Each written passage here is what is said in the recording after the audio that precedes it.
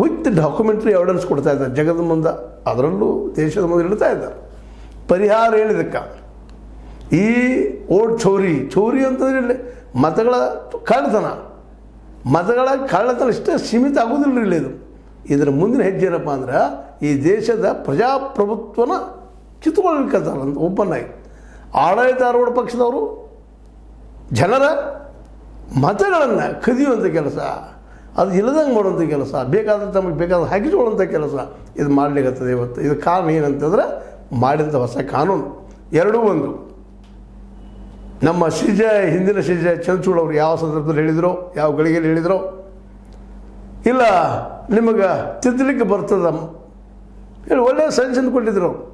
ಒಬ್ಬರು ಪ್ರಧಾನಿ, ಇನ್ನೊಬ್ಬರು ವಿರೋಧ ಪಕ್ಷದ ನಾಯಕರು, ಮತ್ತೊಬ್ಬರು ನ್ಯಾಯಾಂಗದ ಹೆಡ್ ಶ್ರೀಜಯ್, 3 ಜನ ಕೂಡಿ ಇಲೆಕ್ಷನ್ ಕಮಿಷನ್ ನೇಮಿಸಬೇಕು. ಭಾಳ ಮಹತ್ವದ, ಯಾಕಂದ್ರೆ ಇಲೆಕ್ಷನ್ ಕಮಿಷನರ್ ಅವ್ರ ಅಂಡರ್ದಲ್ಲೇ ನಡೀತಿರ್ತದೆಲ್ಲ.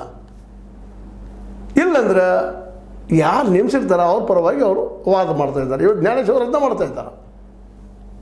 ಎರಡೂ ಒಂದು, ಒಬ್ಬರು ಪ್ರಧಾನಿ, ಇನ್ನೊಬ್ಬರು ಗೃಹ ಮಿನಿಸ್ಟರು ಅಂದರೆ ನಮ್ಮ ಶಾ, ಇನ್ನೊಬ್ಬರು ರಾಹುಲ್ ಗಾಂಧಿ ಮಾತು ನಡೆಯೋದಿಲ್ಲ. ಎರಡು ಒಂದೊಂದು ಬಿದ್ದು ಹೋಗ್ಬಿಡ್ತಿರ್ತದೆ. ಈಗ ತಮಗೆ ಬೇಕಾದಂಥವ್ರು ನೆನಪಿಸ್ಕೊಂಡು ಇದೆಲ್ಲ ಮಾಡ್ತಾಯಿದ್ದಾರೆ ಅಂತೇಳಿ ಬಹಳ ಗಂಭೀರವಾದ ಆರೋಪನ ರಾಹುಲ್ ಗಾಂಧಿ ಅವರು ಕಳೆದ ವರ್ಷಗಳಿಂದ ಮಾಡ್ತಾಯಿದ್ದಾರೆ, ಈಗೂ ಮಾಡ್ತಾರೆ, ಇನ್ನೂ ಮಾಡೋರಿದ್ದಾರೆ. ದೆಹಲಿಯಲ್ಲಿ ಪ್ರೆಸ್ ಕಾನ್ಫರೆನ್ಸ್ ಮಾಡಿದಾಗ ಸಹ ಎಲ್ಲರಿಗೂ ಇದೇನಪ್ಪ ಇಲ್ಲಿ ಈ ದೇಶದಲ್ಲಿ ಏನು ನಡೀತಾ ಇದೆ ಅಂತ. ಅದಕ್ಕಾಗಿ ಇದನ್ನು ವಿರೋಧ ಮಾಡ್ತಾಯಿದ್ದಾರೆ, EVM ವಿರೋಧ ಮಾಡ್ತಾಯಿದ್ದಾರೆ. ಟೆಕ್ನಿಕಲಾಗಿ ನಾವು ಹೆಂಗೆ ಓಟ್ಗಳನ್ನು ಡಿಲೀಟ್ ಮಾಡ್ಬೋದು, ಹೆಂಗೆ ಹಾಕ್ಕೊಳ್ಬೋದು ಅಂತ.